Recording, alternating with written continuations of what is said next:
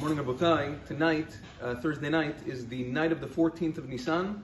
We have a mitzvah, midrabanan, this evening, immediately at Tzet Kochavim, of Bedikat Hametz, to search for and then to destroy the Hametz. Preferably, a person should pray Mincha ve'Arvit before Bedikat Hametz, Tadir v'shenot tadir, tadir kodem, and also, once the time for Bedikat Hametz comes, not only the time for Bedikat Hametz, but even from a half hour before, you can't have a set meal, you can't have, meaning you shouldn't sit down to dinner if it has hamotzi or mizonot.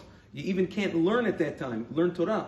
The Chachamim said you have to focus on the mitzvah. Now, if you have a shi'ur kavua, if there's a shi'ur that happens specifically at that time every night, and if they don't do it at that time, the shi'ur is not going to happen, they can have the shi'ur and then go do b'dikat chametz later, but preferably to make the shi'ur a little bit earlier so they can start the b'dikah at the proper time. The proper time for b'dikah this evening in New York, according to Sfaradim, Tzet Kochavim, is approximately 8 o'clock. So after Mincha ve'Arvit, you go straight home, 8 p.m., and you start the b'dikah le'or hanir. What you do is you take a 1-wick wax candle, 1 wick, that's it, and then a knife. According to the Ben Ish Chai, you take a little salt on the ke'ara also, and you walk around the house and you check. Now again, people think that it's some sort of a ceremony. Bedikat Hametz is not a ceremony. It's a mitzvah, which means that you have to get your hands dirty. You get down, you have to look, you have to actually, get down.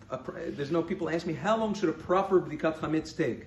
And there's no real answer to that question because it depends on a lot of factors. It depends how clean your house is, and it depends how big your house is. It depends on a lot of factors. I'll tell you, in my house, my home, it takes me about an hour and change to do the entire house. Yeah, because I don't do a ceremonial Bedikat Hametz. I do the mitzvah of Bedikat Hametz. Therefore, you have to get down and look on your hands and knees and check the way the Chachamim said. And the Ben Ish Chai writes, "Velo yakutz b'bdikato." Don't get repulsed. Don't get disgusted as a result of the bdikah, because this mitzvah is very, very precious to HaKadosh Baruch Hu, and the Satan tries to do anything to throw you off to make sure you don't do the mitzvah as necessary.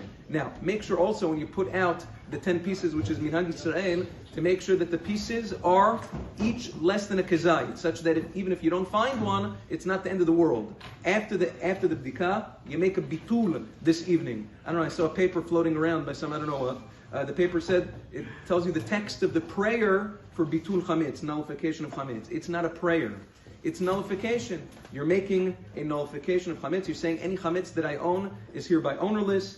And then tomorrow morning, right after the tefillah, you should go burn your chametz. And after you burn the chametz, you make another bitul. You take a Haggadah with you. The text is in the Haggadah. So that's with regards to bedikat chametz. Make sure the chametz doesn't disperse after you collect it this evening.